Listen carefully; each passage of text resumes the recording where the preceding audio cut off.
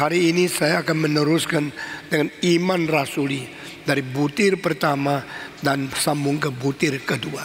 Mari kita membaca satu kali dari butir pertama sampai kedua. 1, 2, 3. Aku percaya kepada Allah, Bapa yang Maha Kuasa, Khalik langit dan bumi, dan kepada Yesus Kristus, Anak yang tunggal, Tuhan kita, yang dikandung dari Roh Kudus, lahir dari anak darah Maria, yang menderita sengsara di bawah pemerintahan Pontius Pilatus, disalibkan, mati dan dikuburkan, turun ke dalam kerajaan maut, pada hari yang ketiga bangkit pula dari antara orang mati. Sampai di sini saja. Nah, ini butir yang kedua paling panjang. Butir yang kedua paling penting. Butir yang kedua adalah paling inti, paling pusat. Karena ini adalah nuklir dari iman Kristen mengenai Yesus Kristus. Adalah Kristologi. Kristologi yang kita pernah seminarkan 25 tahun yang lalu itu untuk pertama kali di Indonesia cuma 3 hari. Tetapi di dalam akhir ini untuk seminar generasi baru kita sudah 3 kali dengan kalimat tema pertama, Yesus adalah jalan, kebenaran dan hidup. Kedua kali Yesus adalah iman, nabi dan raja. Ketiga kali Yesus adalah Allah, manusia dan pengantara. Dan 4 kali saya akan memberikan lagi kristologi dan Kristus di dalam kosmos, Kristus di dalam sejarah, dan Kristus di dalam gereja. Nah, saudara-saudara, pada butir pertama kita sudah lebih 1 bulan memikirkan aku percaya kepada Allah, Bapa yang Maha Kuasa, Khalik atau Tuhan, pencipta langit dan bumi. Saya akan memberikan sedikit kesimpulan dengan kira-kira setengah jam mengenai butir pertama, kalimat yang kedua, Bapa yang Maha Kuasa. Di sini tidak mengatakan Allah yang Maha Kuasa, tetapi Bapa yang Maha Kuasa. Kenapakah istilah Bapa yang Maha Kuasa berbeda dengan Allah yang Maha Kuasa? Karena hubungan antara Dia dengan kita ada hubungan yang intim antara Bapa dan Anak. Jadi kita sebut Allah sebagai Bapa yang Maha Kuasa. Ini tidak ada di dalam agama apapun yang berani menyebut Allah sebagai Bapa. Jadi sifat fatherhood of God is only mentioned in Christian faith and in Apostles' Creed. Allah sebagai Bapa hanya disentuh, hanya disebut di dalam iman Kristen, khususnya di dalam iman rasuli. Sehingga tidak ada agama yang menyebut Tuhan sebagai Bapa. Dia ada Bapa kita, dan di sini katakan Bapa yang Maha Kuasa. Di dalam sepanjang ratusan tahun sejarah terakhir ini, banyak orang mulai memikirkan, kalau Allah itu memang Maha Kuasa, mengapa setan masih ada? Kalau Allah itu Maha Kuasa, mengapa penyakit, kesengsaraan masih belum dibasmikan? Kalau Allah itu masih ada, mengapakah kita masih melihat ke dunia masih tidak ada kesempurnaan? Apakah ini merupakan betul Allah itu Maha Kuasa? Kita menyebut Allah adalah Bapa Maha Kuasa hanya karena kita sudah kadung menjadi orang Kristen, maka kita memberikan nama terbaik untuk menyebut Dia, memanggil Dia, atau memang Dia memang adalah yang Maha Kuasa. Sekali lagi, yang Maha Kuasa. Kenapa kuasanya tidak cukup untuk memusnahkan setan? Kalau Allah Maha Kuasa, kenapa kuasanya tidak cukup untuk mencingkirkan semua kesengsaraan? Kalau Allah adalah Maha Kuasa, kenapa dunia ini masih tidak sempurna, masih banyak hal yang tidak membuat kita lebih enak, lebih lega, atau lebih menikmati? Maka orang dengan butir ini menyerang iman Kristen. Allah pasti tidak sempurna.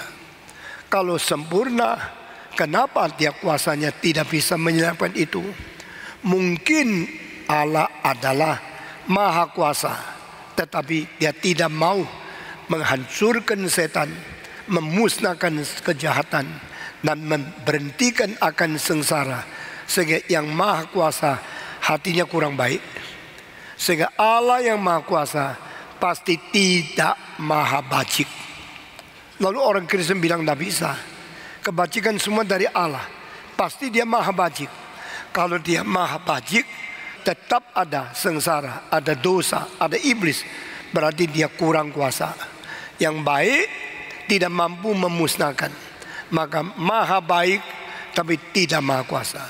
Atau maha kuasa tetap adanya sengsara, dia kurang baik hatinya. Dan antara dua ini, kira-kira menurut orang-orang menyerang kekristenan, engkau cuma bisa pilih satu. Engkau percaya Allah maha kuasa, mereka membantah. Di mana kuasanya? Kenapa setan masih ada? Maka Allah yang maha kuasa hatinya tidak terlalu baik, sehingga dia membiarkan setan ada, karena dia tidak mau kita menikmati kesempurnaan yang paling indah. The Almighty God is not all good God. The all good God is not necessarily Almighty God. Allah yang maha kuasa tidak tentu adalah Allah yang maha baik. Kalau Allah maha baik, mungkin dia ada Allah yang tidak maha kuasa. Sehingga di antara dua ini menjadi kesulitan bagi orang yang menyerang kekristenan. Ada orang yang melihat apakah yang bisa diterima oleh manusia. Manusia yang rasionalisme, yaitu mereka yang menganggap harus memutlakkan rasio, dan rasio lah yang menjadi ukuran. Kalau yang tidak bisa masuk akal, tidak bisa sesuai dengan rasio, itu pasti bukan kebenaran. Orang intelektual yang menganggap diri pintar selalu mengambil sikap seperti ini, lalu membanggakan diri. Saya kan sudah terpelajar, saya kan orang berpikir, saya orang mengerti logika, saya orang yang mempunyai reasoning power yang kuat. Maka dengan cara saya menilai kekristenan mesti tidak masuk akal. Nah saudara-saudara, saya mempunyai pikiran seperti ini pada waktu saya masih umur 15. Waktu itu saya anggap saya salah seorang pemuda yang paling intelek, paling pintar, dan sebaya saya tidak bisa melawan saya di dalam belajar apapun. Sehingga orang lain kalau pakai 2 bulan menempuh ujian, saya 2 hari cukup. Saya belajarnya cepat, saya ingatnya tajam, dan saya penganalisan dengan kekuatan yang luar biasa. Maka saya melihat orang yang tidak ada alasan sudah diterima, itu orang bodoh. Orang yang kurang akal sudah bisa percaya, itu orang tahayul. Orang di gereja banyak yang kurang pintar. Orang yang beragama banyak yang kurang ilmu. Karena mereka kurang mengerti ilmu, kurang tajam pikiran, maka mereka jatuh di dalam tahayul dan menerima superstition yang diturunkan dari zaman-zaman yang lalu. Saya tidak bisa. Saya Stephen Tong, seorang pemuda yang pintar, saya tidak mau ikut mereka. Maka pelan-pelan saya dipengaruhi oleh ateisme. Di mana Tuhan Allah? Saya tidak lihat. Saya tidak bisa membuktikan. Saya tidak bisa memikir dengan jelas. Saya tidak bisa mengalami. Tuhan itu khayal. Tuhan itu tidak konkret. Tuhan itu sesuatu simbolik, sesuatu gejala di dalam jiwa yang tidak ada bukti ilmiah. Saya jatuh ke dalam ateisme. Saya jatuh ke dalam komunisme. Saya jatuh ke dalam evolusionisme. Bagi saya semua agama tidak bertanggung jawab dan tidak bisa diuji, tidak mungkin diterima oleh kaum intelektual.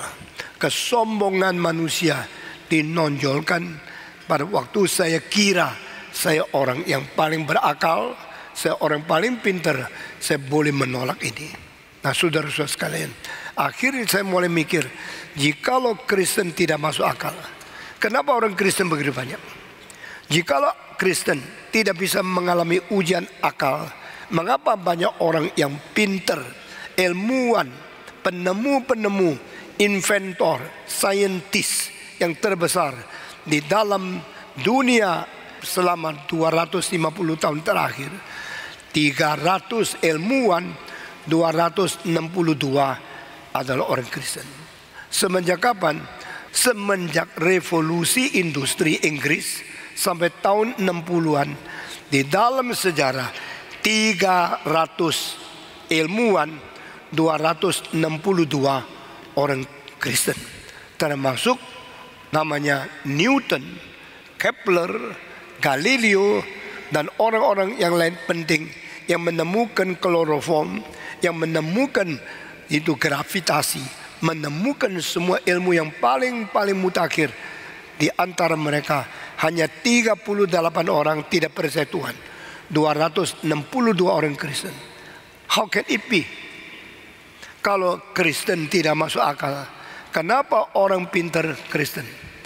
Tetapi kalau orang Kristen yang pintar itu bisa menjawab, kenapa banyak kesulitan yang tidak ada jawaban? Di dalam kebimbangan itu, saya pikir saya coba melewati satu jangka waktu tidak percaya Tuhan. Saya mau tidak ke gereja. Saya tidak lagi mau pelihara iman Kristen lalu menganggap diri sombong. Saudara-saudara, di dalam keadaan demikian, saya mulai memikirkan apakah pikiran itu sendiri boleh tahan uji. Kalau pikiran rasio manusia sendiri ada kecelakaan, ada kesulitan, lalu dengan alat ini mengukur semua kebenaran, terlalu percaya ini dan meragukan yang lain, ini mungkin satu jebakan yang salah. Kalau saya pakai ukuran, mengukur segala sesuatu, padahal ukuran itu sendiri tidak tepat, saya akan salah semua. Kalau saya mengukur semua kebenaran yang diklaim di dalam agama melalui rasio manusia yang kecil ini, sedangkan rasio ini tidak bisa diandalkan, maka saya akan menipu sendiri. Pada waktu kesadaran itu muncul, saya mulai menguji pikiran manusia sebenarnya boleh dipercaya atau tidak. Kalau pikiran manusia sendiri mempunyai kelemahan dan melalui pikiran ini mau mengukur semua, ini adalah ridiculous. Ini adalah suatu hal yang sangat sendiri tidak masuk akal. Karena otak manusia kalau tidak ada cacat, manusia mestinya sempurna. Tapi pemikir-pemikir dunia yang terbesar tidak bisa memberikan jawaban banyak hal yang kita tidak bisa menemukan jalan keluarnya.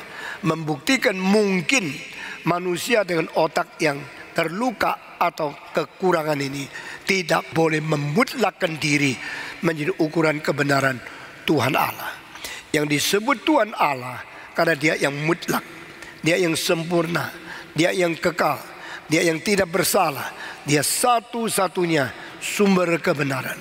Kalau sumber kebenaran diragukan, dan yang meragukan hanyalah otak manusia yang diciptakan oleh Tuhan, bukankah ini terbalik? Saya mulai memikirkan apakah pikiran manusia bisa diandalkan. Nah, pikiran manusia selalu terkurung oleh cara memikir atau dalil logika yang sempit. Misalnya kalau bukan begini, mesti begitu. Kalau bukan begitu, mesti begini. Ini alternatif yang tertutup sebagai satu sistem tertutup yang membelenggu manusia sendiri.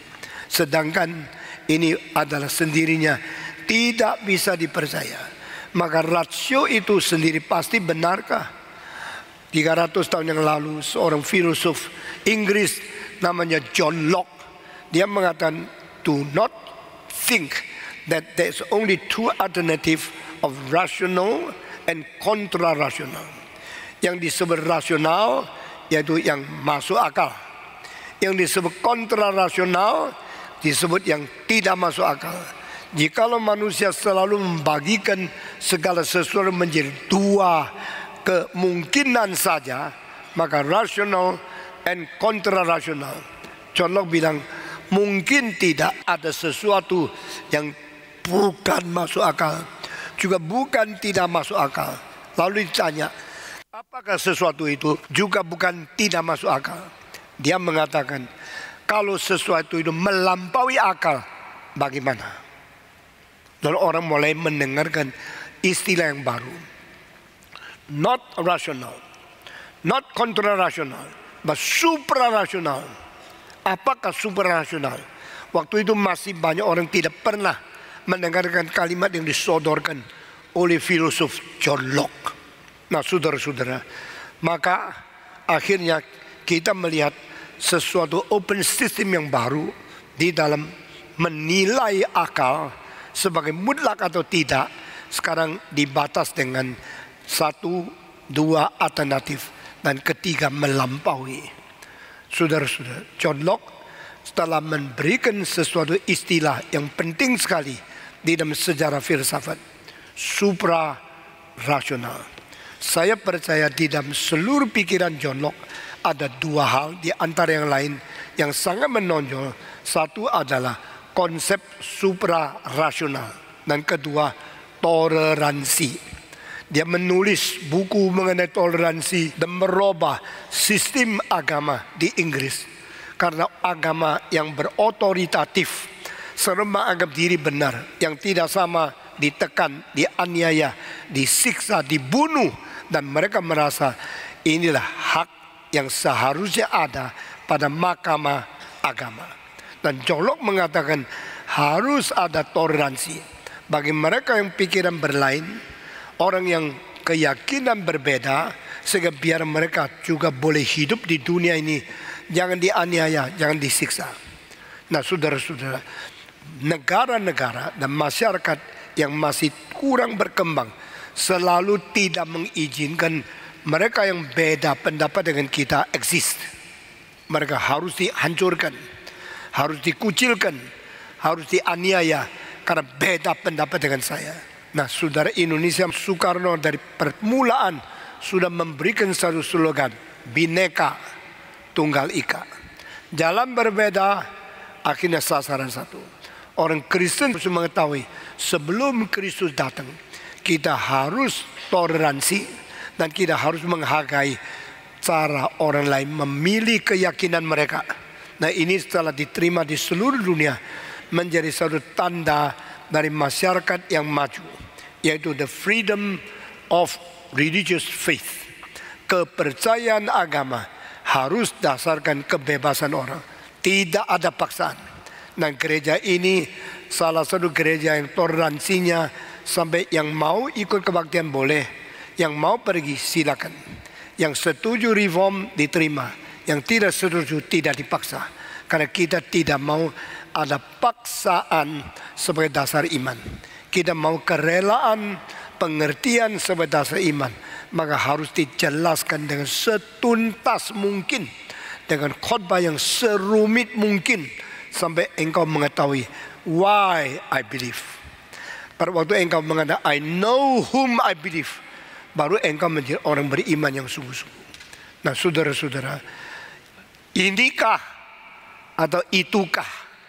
Kedua pilihan ini telah menjadi ikatan bagi kita, sehingga kita melihat Alkitab di dalam 3.400 tahun yang lalu sudah menerobos akan hal ini. Dan banyak orang kira kitab suci ini buku kuno, tidak ilmu. Padahal kitab suci melampaui semua ilmu yang paling mutakhir. Pada waktu Yosua satu pagi di atas gunung, mungkin dia merenungkan firman Tuhan, mungkin dia meditasi dengan Tuhan. Setelah dia buka mata, dia kaget melihat seorang besar sekali berdiri di depan dia. Lalu dia pikir, siapa ini? Di dalam tentara saya tidak ada orang yang tubuhnya sebesar ini. Tetapi orang besar ini sekarang di sini, konkret, ada, sungguh-sungguh, real. Kalau dia masuk tentara saya, taat sama saya, tentara saya lebih kuat. Tapi kalau dia melawan, kita tidak ada satu orang bisa mengalahkan dia. Matilah saya. Maka dia mendadak teriak, who are you? Are you helping us or you against us? Engkau kawan kami atau engkau lawan kami? Engkau datang sini menolong atau melawan saya? Waktu dia mengatakan kalimat itu, dia menunggu jawaban dari orang yang besar sekali di depan dia. Orang itu membawa pedang, laskar yang besar, Tapi entah pendirian di mana. Ini menakutkan bukan? Kalau kita menemukan satu pihak yang kuasanya besar sekali, tapi tidak pendirian dia itu apa? Dia Kristen kah atau bukan? Dia reform kah atau bukan? Dia datang menolong atau melawan?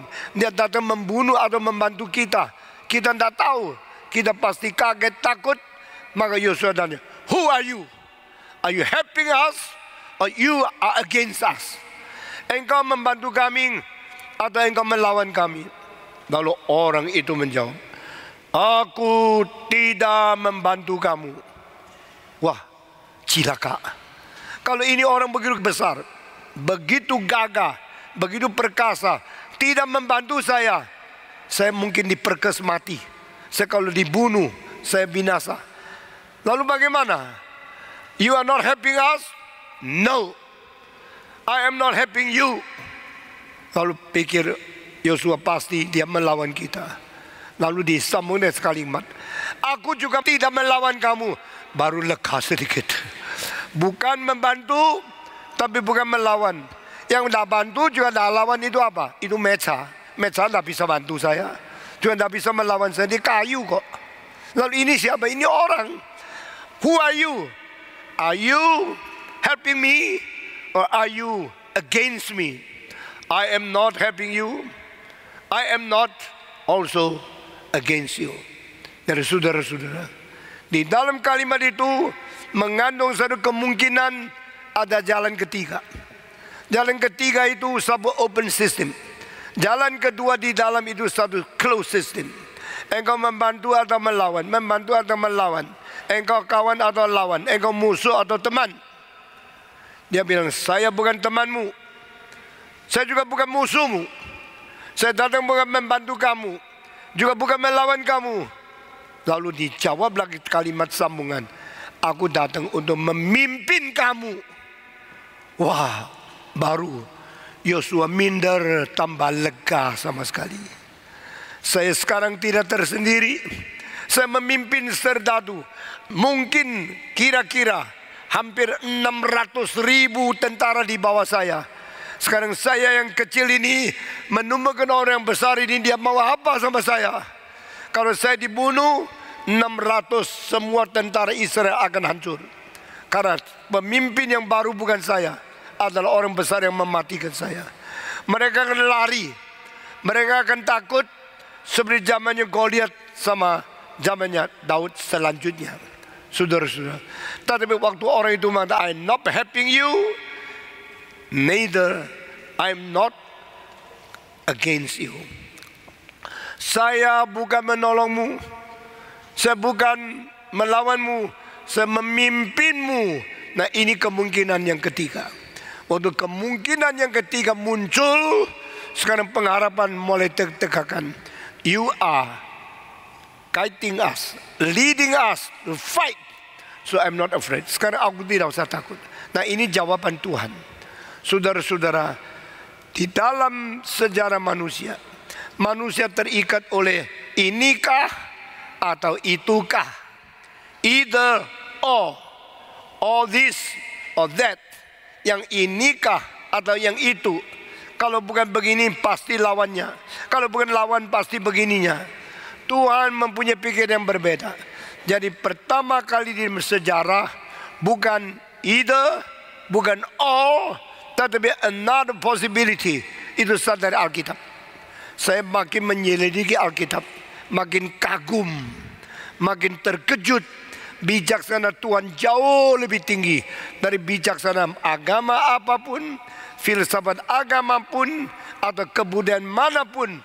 Karena semua yang dicipta oleh Tuhan tidak bisa melawan Tuhan. Allah mengatakan not either, not all. Nah, saudara-saudara, lalu kalau bukan not either, not all, what is that? Jawaban Tuhan Allah, saya mempunyai yang lebih tinggi dari either or. Maka baru dimengerti setelah 3.300 tahun ayat itu dicatat, dimengerti oleh seorang namanya Søren Abi Kierkegaard. Kierkegaard mengatakan not either, not all, but neither nor. Bukan inikah atau itu, bukan ini juga bukan itu, tapi yang lain itu kehendak Tuhan. Maka not either or, but neither nor. Cara Tuhan mengatakan saya berlain dengan segala lain, yang menyebabkan Karban mengatakan God is the holy other. Dia sama sekali berbeda dengan apa saja. Engkau bisa membayangkan Allah mestinya begini, akhirnya engkau mengatakan Allah lebih tinggi dari apa yang kau pikirkan. Allah mestinya begini, engkau pikir Allah mesti tafsir begini. Allah lebih tinggi daripada segala sesuatu kemungkinan engkau mentafsir. Itu namanya Allah. Nah saudara-saudara, ternyata bukan 150 tahun yang lalu Kierkegaard yang mengemukakan ide O, tapi 3.400 tahun lalu Tuhan menyatakan neither nor.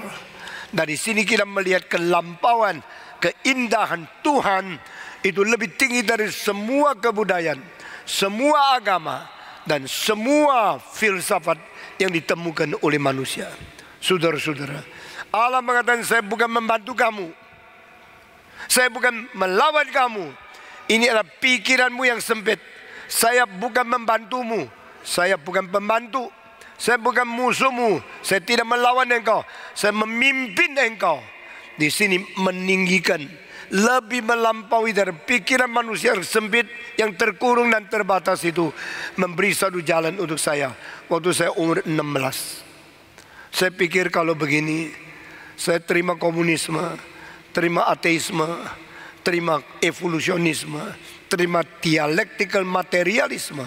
Apakah ini jalan keluar untuk mengerti alam semesta, mengerti agama Kristen, mengerti kesulitan-kesulitan? Baru saya mulai membuka pikiran, jangan andalkan rasio, karena rasio tidak bisa diandalkan. Rasio terbatas. Rasio sendiri mempunyai keterbatasan yang mengikat diri yang kita tidak sadar.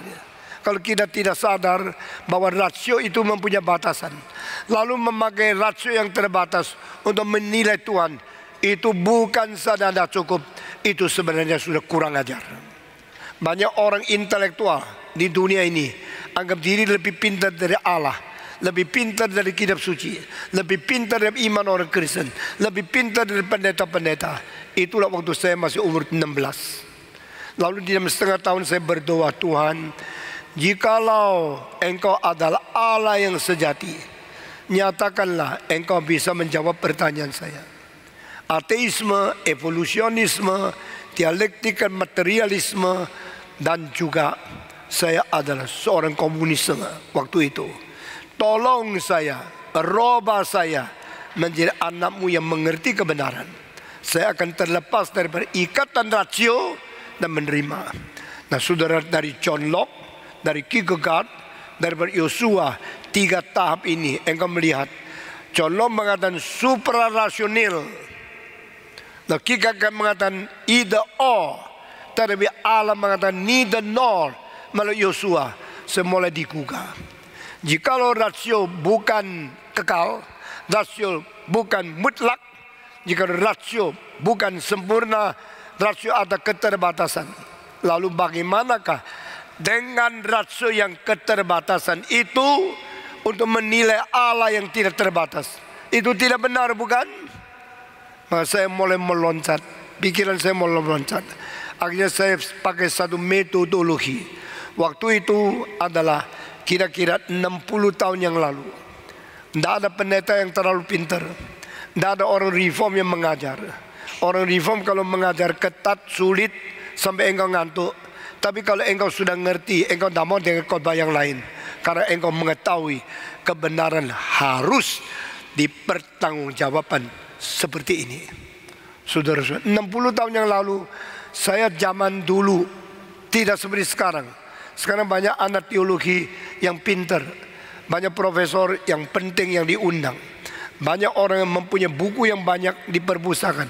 Waktu itu saya di dalam sebuah gereja yang tidak besar dan penduduk yang tidak banyak, pendeta yang masih kurang pendidikan. Saya mesti menembusi, harus melampaui semua keterbatasan seperti ini. Maka saya terus berdoa, Tuhan tolong. Akhirnya menjadikan saya salah seorang hamba Tuhan yang suka pikir sendiri, sehingga memperkembangkan otak melalui tidak percaya lagi rasio sebagai mutlak, tetapi tidak mau melawan dalil rasio di dalam pergumulan sulit dan di pergumulan yang paradoks ini. Saya memperkembangkan cara saya mengerti semua doktrin dengan cara sendiri. Saudara-saudara sekalian, satu hari saya memikirkan satu hal, seperti René Descartes, pikir di dalam satu dapur mengenai pikiran dan keraguan. Dan waktu saya meragu, saya tidak boleh meragu bahwa saya sedang meragu. Dari situ rasionalisme mulai. When I am doubting, I must not doubting for myself, because I am doubting that proof that I exist. Cogito ergo sum, because I am thinking, so I am existing. Saya berpikir, maka saya berada. Waktu saya berpikir, pakai pikiran saya meragukan semua, tapi saya tidak boleh meragukan bahwa saya sedang pikir. Ragu boleh, tidak boleh ragu saya sedang ragu. Waktu saya sedang ragu, saya berada. Saya eksis karena saya bisa pikir. When I am thinking, I still can think. It is a proof and evidence that I am still existing. Karena saya berada, baru saya bisa berpikir. Karena saya berada, maka saya bisa meragukan. Meragukan adalah bukti saya masih hidup. Nah, saudara-saudara, saya pakai cara yang lain. Kalau René Descartes mengatakan saya tidak boleh meragukan, saya sedang ragu. Saya tidak boleh meragukan, saya sedang pikir. Dan ini bukti saya berada. Saya mau tanya, saya mau ragu, kemungkinan saya berpikir itu batasan sampai di mana? Di sini saya mau menerobos René Descartes. Ini mikrofon terbentuk daripada satu tutup, dan tutup ini adalah tutup yang bikin dari spon. Ada apa spon bisa membawa suara saya? Tidak bisa. Nothing to do with the function of my voice to be transformed into an electrical and into a magnetical voice. Suara saya suara manusia. Getaran dari bibir menjadi suara getar di dalam udara. Udara masuk ke dalam mic ini, diterima oleh magnet. Magnet itu diterima oleh listrik. Listrik kembali menjadi magnet. Dari magnet menjadi suara gelombang masuk telingamu. Dari suara dari mulut menjadi sesuatu getaran di dalam magnet. Dari magnet menjadi getaran vibrasi di dalam listrik. Lalu kembali melalui speaker yang ada magnet, keluarkan suara melalui udara, lalu masuk ke dalam telinga Anda. Bagaimana cara bekerja? I am thinking. Aku pikir tentang suara. Aku pikir tentang mikrofon. Aku pikir tentang fungsi-fungsi bagian-bagian mikrofon ini. Bagaimana cara berfungsi? Lalu saya pikir, gelas ini apa artinya? Kenapa gelas ini putih? Karena putih itu baru bisa melihat dalamnya itu apa. Dulu raja minum tidak tahu dalamnya apa. Begitu minum racun langsung mati. Raja berapa kuasa tidak guna, karena racun sedikit bisa mematikan dia. Seperti Kim Jong-nam yang mempunyai ayah Kim Jong-il, tetapi sekarang dia sudah mati karena ada orang perempuan kasihkan sesuatu, bikin dia hisap masuk racun. Di dalam 1 jam dia meninggal dunia. Kuasanya tidak bisa ikat. Karena apa barangnya tidak tahu. Tapi kalau gelas pakai kaca, bisa tahu dalamnya susunya putih tidak. Bisa tahu airnya ada kotoran tidak. Nah, dengan demikian kaca transparan membuat saya lebih gampang mendeteksi isinya itu apa. Tetapi kenapa kaca bisa transparan? Orang yang tidak pernah mengetahui. Sebelum dunia menemukan kaca, orang kampung lihat kaca, dia tubruk terus. Seperti engkau lihat kaca yang besar di mall, engkau lari bok, baru tahu ada batasnya. Tapi kenapa bisa batas? Karena batasnya tidak kelihatan, sehingga engkau tidak rasa batas. Dengan demikian baru mulai buka pikiran, ada benda yang tidak kelihatan loh. Benda yang tidak kelihatan itu setannya, bukan, itu kaca. Benda yang tidak tahu dia di situ, tapi dia ada di situ, itu namanya kaca. Baru pikiranmu mulai buka. Saya melihat pikiran kita rasio memerlukan keterbukaan untuk satu alternatif yang lain. Neither, no. Bukan either, or. Either, or, harus pilih satu di antara dua yang ada. Neither, no, melampaui dua yang ada. Dan melalui kaca yang tidak kelihatan, saya melihat pacarku di sebelah sana, saya di sini. Ayo sini. Waktu sama-sama sini, pok, kepala bentur kaca, baru tahu saya tidak bisa ketemu dia. Cuma bisa lihat dia, tapi tidak bisa jabat tangan, tidak bisa merangkul, tidak bisa cium dia. Akhirnya sesudah ketemu, pergilah dia dari sebelah sana, saya tetap sini. Kaca itu apa? Kaca itu merubah pandangan, merubah konsep lihat, merubah sesuatu konsep komunikasi. Nah, ini adalah neither, no. Nah, saudara, mengenai kaca, kalau saya bisa khotbah setengah jam, saya ada waktu cukup memberikan kepada kamu apa terjadinya kaca dan pengaruhnya dalam sejarah manusia. Tapi sekarang tidak ada waktu, saya loncat ke dalam pikiran tadi. Jikalau rasio saya masih tertutup, terkunci dalam konsep yang lama, saya tidak bisa percaya kepada Tuhan.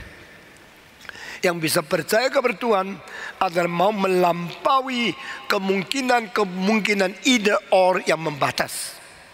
Itu sebab saudara-saudara, pada waktu umur 17 kurang 2 bulan, ada buku-buku dan ada pendeta-pendeta yang cukup baik dari luar negeri memberikan penjelasan merubah saya.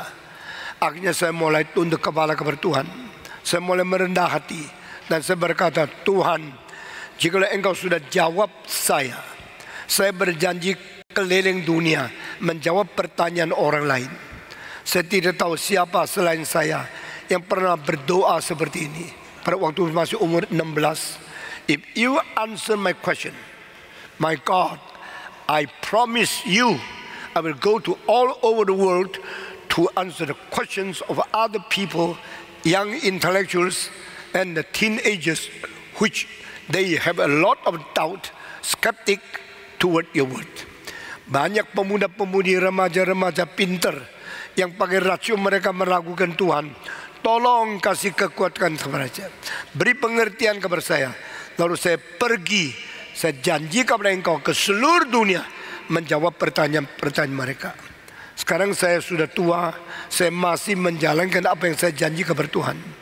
Tahun lalu saya keliling di Amerika, baik di Universitas Columbia, MIT, dan Harvard University, dan juga sekolah-sekolah Boston College, Boston University, lalu di San Francisco University, dan UC Berkeley, di Cornell, di Rockefeller College. Semua saya menjawab pertanyaan mereka, menjalankan apa yang saya pernah janji di hadapan Tuhan. Saudara-saudara, nah pada waktu saya mulai janji begini, Tuhan mulai menjawab. Sekarang Tuhan mau pakai Stephen Tong keliling dunia dan dia menjawab pertanyaan supaya saya boleh pergi ke mana saja menjadi hamba Tuhan. Dan saya seumur hidup tidak malas, saya tidak egois. Bagaimana capek, saya juga tidak pernah beli business class tiket kapal terbang. Saya pergi ke mana saja, bagaimana jauh, bagaimana capek, saya beli tiket ekonomi kelas berpuluh-puluh jam terbang untuk melayani orang lain, kecuali upgrade daripada saya punya mileage. Nah, saudara-saudara sekalian, waktu Yosua menemukan orang besar itu, jawaban, I'm not helping you, I'm not opposing you, but I am leading you. Saya memimpin engkau. Baru kita tahu, let God be God. Jangan menaruhkan Allah di bawah wilayah ciptaan, lalu pakai logika dunia yang dicipta untuk tekan kepada dia. Waktu engkau berada di jalan yang macet sekali, mendengar suara,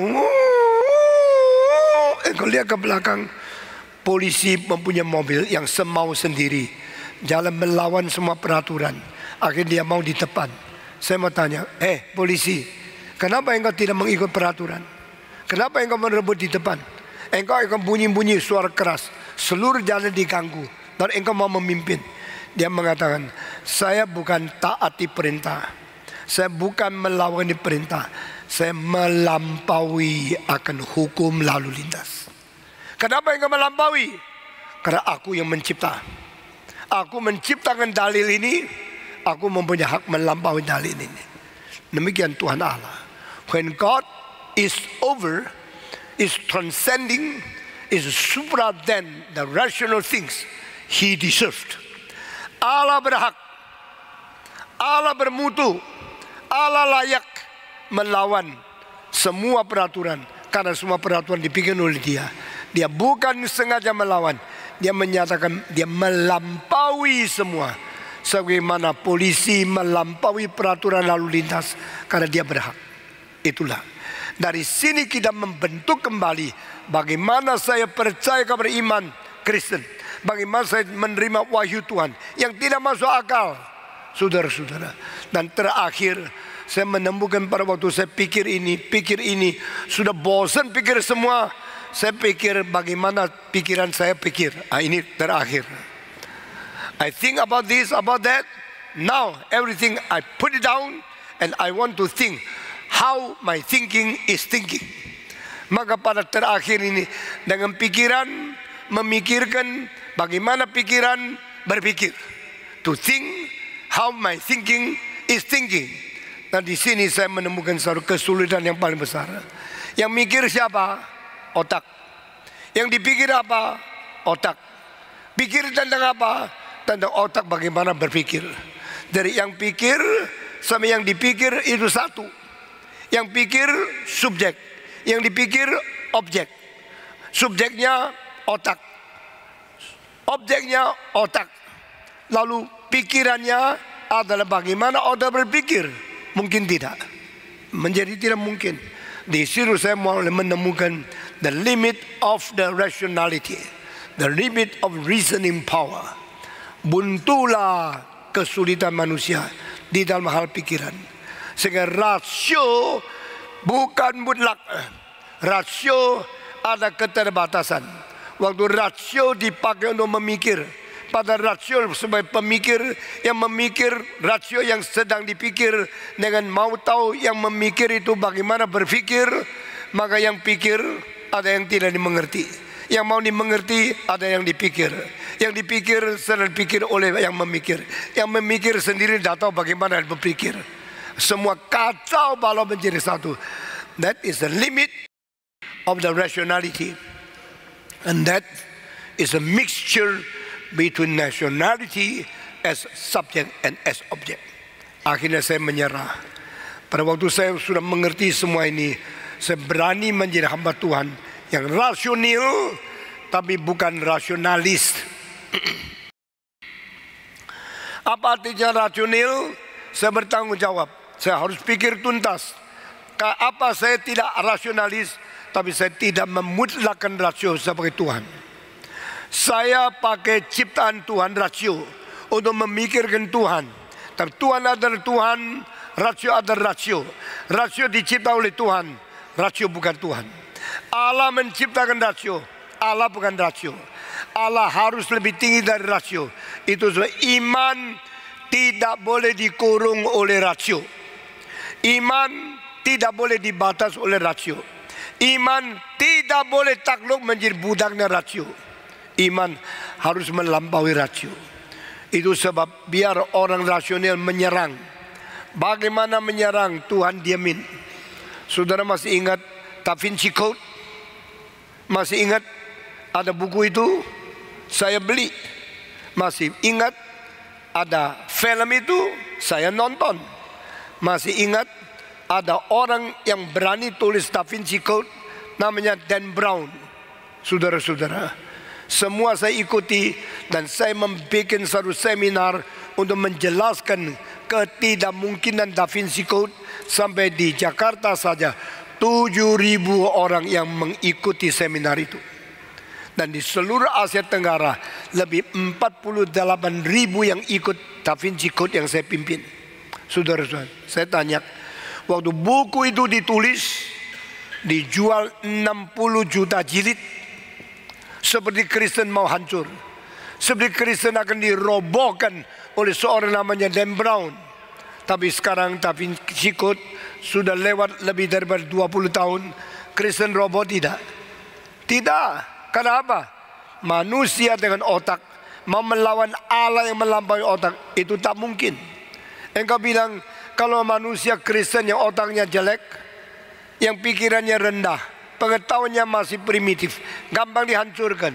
Saya membuktikan GRII bukan gereja yang gampang dihancurkan.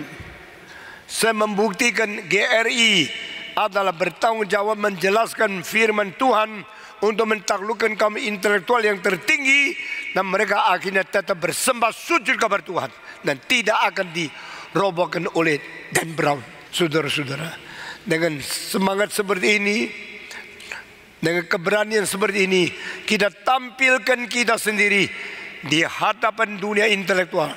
Please challenge Christianity. We are not going to defeat ourselves. We are not going to surrender to you, because I know whom I believe. Saudara-saudara, kekristenan yang teruji sudah dibuktikan adalah kekristenan reform dan yang mau menginjili. Selama 500 tahun ini, orang-orang reform telah begitu kokoh, begitu gigih, begitu berani memelihara iman Kristen melawan semua serangan, baik dari filsafat, dari politik, dari agama, dari kebudayaan, dari tahyul, dari orang-orang kolot berusaha menyerang kekristenan. Saudara-saudara, waktu serangan dari politik, serangan dari agama, serangan dari superstition, serangan dari ilmu kepada kekristenan, jangan takut kita hancur. Kita orang reform mempunyai kegabungan di antara rasional tetapi bukan rasionalisme. Kita berpikir tapi tidak menyembah rasio sebagai Allah. Akhirnya kita bisa berdiri, kita bisa melawan, dan kita bisa survive forever and ever. Biarlah Karl Marx, Engels, Lenin, Mao Zedong, Stalin, dan ateis yang lain satu-satu serang, akhirnya mereka mati sendiri. Tuhan yang diserang hidup selama-lamanya. Amin. Tuhan yang diserang, dihancurkan, tidak hancur. Yang menghancurkan Tuhan hancur sendiri. Amin. Karena Allah itu hidup adanya. Dan di situ saya melihat, di sini istilah pakainya tepat luar biasa. Bukan Allah yang Maha Kuasa, Bapa yang Maha Kuasa. Yang disebut Bapa yang Maha Kuasa berarti relasi dia sama saya bukan Allah yang memperkes, yang menghancurkan semaunya. Dia adalah Allah yang menjadi Bapa yang mencintai kita. Baru sekarang saya masuk ke dalam pengertian mengapakah Allah yang Maha Kuasa bisa ditolak oleh orang. Tahun 1950, seorang filsuf sejarah daripada Inggris yang paling besar, namanya Sir Arnold Toynbee, menulis 12 buku, The Study of History, Study of History, Study of History. 12 buku itu jutaan huruf, membicarakan tentang sepanjang sejarah apa yang pernah terjadi di barat, di timur. Dan dia membagi puluhan macam kultural, Aztec, Maya, Babilonia, Romawi, Mesir, Syria, Cina, Jepang, India, seluruh dunia diberikan sesuatu ilustrasi dan sesuatu penjelasan. 12 buku. Waktu dia tua, dia menyimpulkan lagi, tulis satu kali lagi, Study of History, cuma satu jilid yang agak pendek. Semua pikiran disimpulkan menjadi simplified. Dan saya punya buku itu. Di dalam buku itu Arnold Toynbee mengatakan, if God is almighty, He is not all good. But if God is all good, He cannot be almighty. Dia mengatakan ini satu kesulitan agama yang terus menerus ketinggalan sampai sekarang, tidak bisa diselesaikan. Allah kalau Maha Kuasa, maka hatinya tidak baik, sehingga dia masih perbolehkan setan ada mengganggu kita, membiarkan cacat-cacat sakit-sakit ada supaya kita menderita. Allah begini mana baik? Katanya Maha Kuasa, Maha Kuasa si Maha Kuasa, tapi tidak baik sehingga mengizinkan segala kesulitan ada. Kalau engkau berdebat tidak, Allah maha baik. Toynbee mengatakan, kalau Allah maha baik, pasti dia tidak maha kuasa. Dia baik, artinya baik, mestinya semua baik, semua sempurna, semua aman, semua sejahtera. Tapi saya pun tidak kuat karena saya kekurangan kuasa. Allah kalau maha baik, pasti tidak maha kuasa. Kalau Allah maha kuasa, pasti tidak maha baik. Maka Allah itu salah satu either or. Tuhan mengatakan, no, I am not submit myself to either or of your bondage. I'm supra transcends higher than that. Neither nor, seperti tadi Yosua. Dan Allah adalah maha baik dan sekaligus maha kuasa. Semua 1, 2, 3. Allah adalah maha baik sekaligus maha kuasa. Bagaimana mungkin sekaligus maha baik dan sama waktu dia juga maha kuasa? Hanya mengerti dari Bapa. Saya mengatakan ini istilah luar biasa. Allah, aku percaya kepada Allah, Bapa yang maha kuasa. Bapa itu penuh cinta kasih, penuh kemurahan, penuh bijaksana, dan penuh tujuan yang baik untuk anak-anaknya. Tidak ada Bapa kecuali dia orang gila, abnormal, yang iri hati kepada anak. Tidak ada Bapa yang mengingin anaknya mati. Tidak ada Bapa yang mempunyai racun untuk membunuh anaknya. Tidak ada Bapa yang tidak beres, kecuali memang dia adalah orang abnormal, orang gila. Kalau tidak, seorang Bapa biasanya mempunyai bijaksana, mempunyai pemeliharaan, mempunyai rencana, dan menginginkan anaknya baik, sukses. Masih ingat kau dulu tidak ada uang sekolah di luar negeri? Kau kerja setengah mati, sekarang tua ada uang, engkau kirim anak ke luar negeri. Karena apa? Bapak ingin anak melebihi diri. Bapak ingin anak lebih sukses daripada diri. Bapak itu mempunyai motivasi, keindahan, dan pakai kekuatan mendidik anak. Kalau Tuhan Allah maha kuasa, kenapa setan masih ada? Kalau Tuhan maha kuasa, kenapa tidak menghancurkan semua penyakit dan semua kerugian yang mungkin dialami oleh manusia? Kalau Tuhan maha kuasa, kenapa tidak menyembuhkan dunia yang penuh dengan kecacatan ini? Di manakah maha kuasamu ya Tuhan? Tuhan menjawab, saya maha kuasa dan saya maha baik. Tetapi hal-hal yang masih terjadi, masih ada cacat, masih ada setan, masih ada kesulitan, sengsara dialami oleh manusia, adalah sebab dua hal. Pertama, my time is not up. Kedua, within process, I am examining and I am edifying my people. Nah, kalau dua hal ini tidak mengerti, engkau akan jatuh sebagai orang kafir melawan Kristen. Engkau akan menjadi orang yang membodohi diri lalu melawan Tuhan. Tapi kalau engkau bisa mengalami satu penerobosan dan pelampauan di mana not either or, tapi neither nor, engkau menjadi orang bebas. Saudara-saudara, orang yang susah ikut kebaktian di sini. Karena yang dikatakan oleh Stephen Dong tak lucu, tak menarik, tak banyak cerita, tapi teori tok.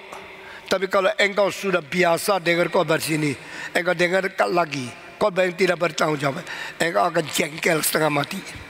Saudara-saudara, itu sebab bawa kawan ke sini, anjurkan mereka jangan dengar 1-2 kali pergi. Itu bodoh dan itu rugi.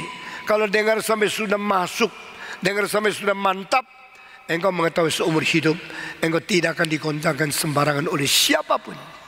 Nah, saudara-saudara, saya kembali kepada tadi, not either or, tapi neither nor, and the supra is built up.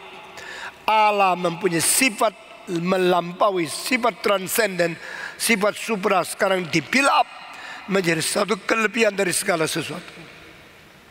Saudara-saudara sekalian, itu sebab kita melihat Allah selalu pakai neither nor dan supra transcendent method untuk memberikan firman di Alkitab.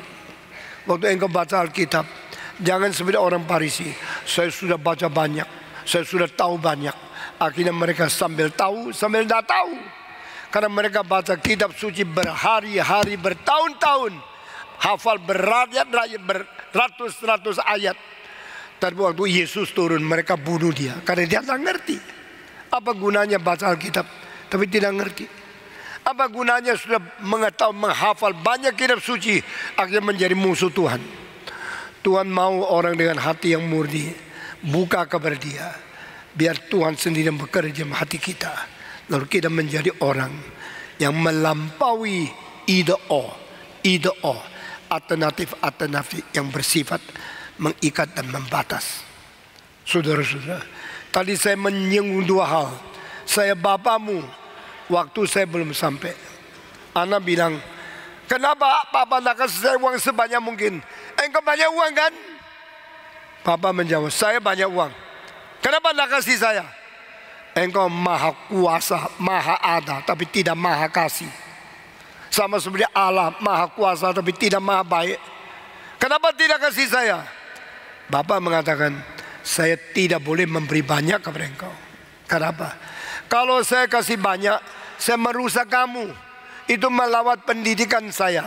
Saya sedang mendidik, saya tidak boleh kasih uang banyak.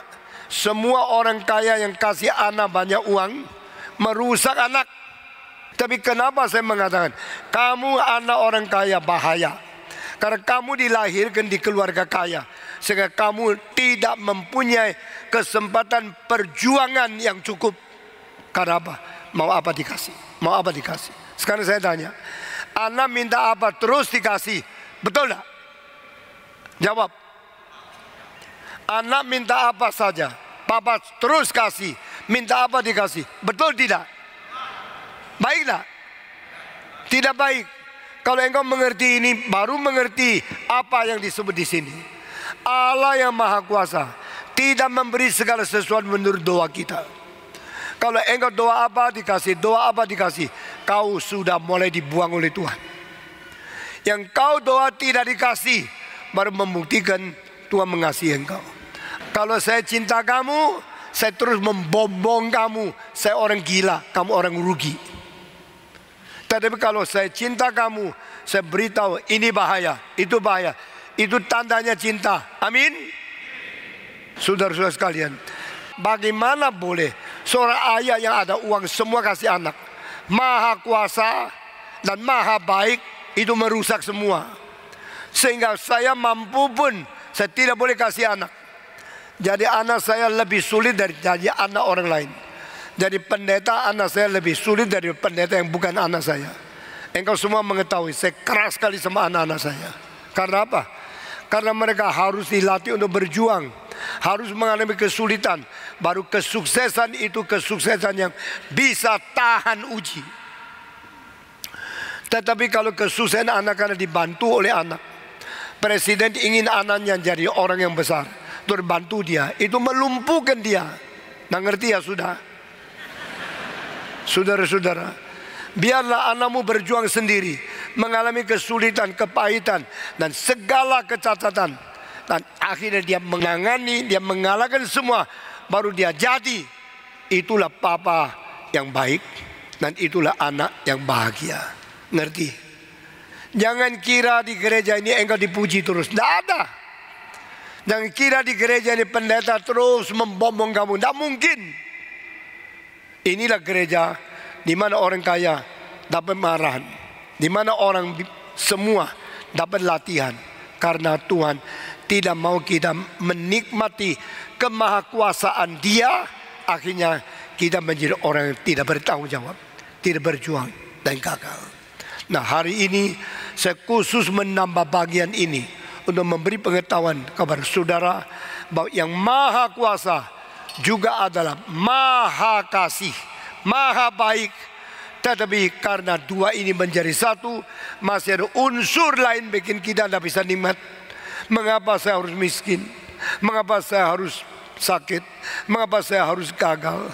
Tuhan, kalau Engkau maha kasih, tolong saya sempurnakan bahagia saya. Tuhan bilang, no, because my time is not yet up. Waktu saya belum tiba untuk memberikan segala sesuatu selengkap kepada engkau. Karena aku mengasihi engkau, saya memberikan kesempatan engkau berjuang. Waktu engkau berjuang, saya tidak boleh bantu. Kalau saya bantu engkau hancur, niat berjuangmu tidak ada, engkau tidak bisa sukses, tidak bisa jadi.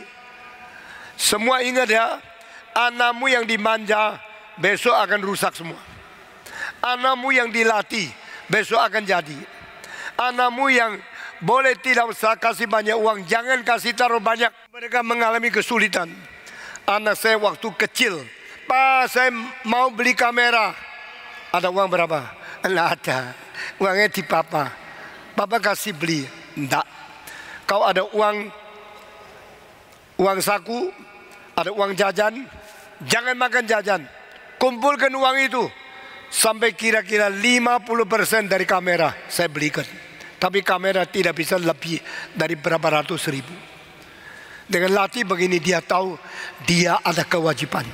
Dia harus berkorban. Dia harus tabung uang. Untuk tabung mesti kurangi uang saku, uang jajan. Sehingga dia mulai menderita, mulai menunggu, mulai sabar, mulai mencicilkan uang. Sesuai kumpul sampai 50%. Umpama kameranya 1 juta, papa bayar setengah juta, kamu bayar setengah juta. Waktu dia sudah memiliki kamera itu, dia tidak sombong. Karena ini bukan uang saya kok, uang separuh dari papa, saya cuma sedikit. Nah, dia tidak berani sembarang pakai, karena ini mahal loh. Saya tidak jajan 30 hari baru ada uang ini. Jadi karena ruginya jajan, menjadi cintanya kepada kamera. Di gereja ini tidak ada pendeta yang dibelikan mobil oleh gereja. Semua mesti pinjam uang. Kalau mobil punya gereja, sembarangan injak gas, sembarangan pergi sejauh mungkin, semua dibayar. Pendeta jadi rusak. Tapi kalau bayar pakai sendiri, kalau rusak mahal loh. Jadi dia bisa hati-hati. Jadi semua sudah jadi pendeta masih dididik. Bukan gereja tidak cukup uang memberi mobil untuk pendeta, tapi gereja tidak boleh melakukan. Maha kuasa dan maha baik mengandung melatih, memberikan semangat perjuangan supaya engkau ada fighting spirit. Saudara-saudara sudah dengar pendeta di sini. Pendeta di sini semua ada fighting spirit, ada struggle. Kalau anak di sekolah dimarahin oleh guru, jangan bela anak. Semua ayah yang bela anak tidak beres. Anak itu melihat saya kalau pulang dibela papa, dia akan terus menghasut supaya papa benci sekolah. Lalu gurunya semua dilecehkan. Anakmu tidak bisa jadi. Kalau anak itu dihukum oleh sekolah, datang ke sekolah, tanya dengan rendah hati, kenapa anak saya dihukum? Lalu guru mengatakan anakmu gini salah-salah. Oh, engkau mengerti. Pulang negur anak, tidak boleh begini lagi. Itu anak jadi baik. Saya sudah melihat semua ayah ibu yang membela anak-anak yang rusak semua. Tapi yang berani menegur anak dan bekerja sama dengan orang tua, kerja sama dengan guru-guru, lalu mendidik anak dengan berani dan dengan tertib. Hukuman kasih, penjelasan nyusul. Ada penjelasan sudah lengkap, hukuman dijalankan. Anak itu sambil bersalah, sambil mengaku salah, dan sambil menerima hukuman, dia menjadi baik. Saudara-saudara, mau jadi anak Tuhan tidak gampang. Tuhan berkata, yang ku cintai ku hajar. Mau menjadi anggota Stephen Tong tidak gampang. Yang ku cintai ku dah tegur. Karena paling penting adalah kehendakmu jadilah, kerajaanmu datanglah. Semua 1, 2, 3. Kehendakmu jadilah, kerajaanmu datanglah. Bukan keinginanku sukseslah. Ku ini siapa? Ku ini harus dipaku di atas kayu salib. Paulus berkata, bagi aku dunia sudah disalibkan. Bagi dunia aku sudah disalibkan. Let thy kingdom come, that thy will be done. Itulah sesuai dengan Alkitab. Pemuda-pemudi yang dulu tidak pernah ke sini, sekarang mulai datang dengar di sini. Dengar ke dalam tulang sumsummu. Bukan kalau Pak, gereja ini enak loh, saya nyanyi di situ senang, cari pacar gampang, silakan. Tapi di sini cari kehendak Tuhan, cari mutu hidup, cari makna kehidupan, cari prinsip perjuangan, sehingga engkau menjadi manusia yang berguna menjadi manusia diberkati oleh Tuhan. Ingat, Dia Bapakku, Bapa yang Maha Kuasa. Kenapa tidak melindungi saya? Ada rencana lain. Pertama, waktu Dia belum sampai. Kedua, supaya engkau bisa berbagian dalam semangat perjuangan. Amin. Saya selesai, meskipun masih banyak hal yang bisa ditambah untuk butir pertama. Mari kita berdoa. Bapa di dalam surga, kami berterima kasih untuk anugerah Tuhan yang begitu besar, pengajaran yang begitu dalam, dan rencana yang begitu agung untuk membentuk kami menjadi anak Tuhan. Karena Engkau Bapa yang Maha Kuasa. Bentuk kami menjadi murid karena Engkau Guru yang Maha Kasih. Berilah pengertian kepada kami sehingga kami tidak bermain-main dengan hidup kami yang hanya satu kali, dan tidak memanja diri sehingga kami tidak dilempar ke dalam lautan api untuk selama-lamanya. Dengar doa kami, pimpin kami, berkati kami dalam nama Yesus Kristus, penebus dan juru selamat kami yang hidup. Amin.